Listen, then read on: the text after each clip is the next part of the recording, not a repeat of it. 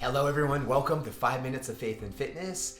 Today we're going to see how we can get fit physically and spiritually to not just serve self, but to serve others.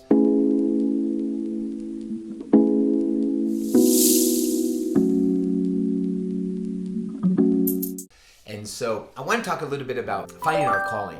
Finding our calling, I believe it's like a pizzeria. You ever been to, a real good pizzeria. You go up and the dough's right in the window and they're tossing it and kneading it. But it starts with the dough, right? One big ball. And they have to roll it out. They have to pound it.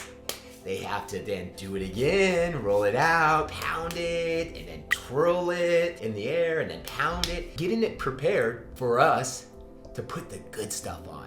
A lot of times we want the good stuff on it, right? The meat, the cheese, the sauces. But it has to be prepared before we put that stuff on.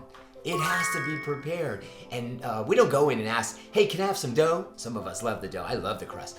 But we go in there knowing that the pizza's already ready for us. It's gone through so much preparation before it's delivered. And so much in our calling, that's what we have to go through. We need to be pounded. We need to be twirled up in the air. We need to be just rolled out. And we don't know how long that may take. It could take years. It could take months. It could take decades. But God needs to continue to prepare us for the calling, for the good stuff, so others can have the good stuff and be ready because the preparation is already being put in place. And I love what Paul was mentioning to the Corinthian church here in 1 Corinthians chapter 3, verse 2-3. It says this, I fed you with milk and not with solid food, but for until now you were not able to receive it. And even now you are still not able, for you are still carnal. For where there are envy, strife, and division among you, are you not carnal and behaving like mere men? See, the Corinthian church were just like acting just like all the other people. They're just fitting in. They were seeking after men's wisdom. They loved the eloquence of the good speakers that were thrown in front of them. Here came Paul, giving them truth, but didn't have all that big fancy things that they were looking for. And I look at this so much like when we see the Corinthian church, I believe they're just like eating spiritual junk food. You ever eat junk food and you've just eaten it for so long?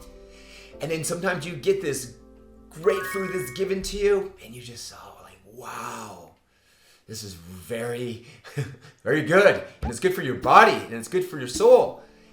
But sometimes those people who are eating so much spiritual junk food, they get the good word, they get the truth, and their taste buds have changed because they've been eating junk food for so long. They just cannot handle it.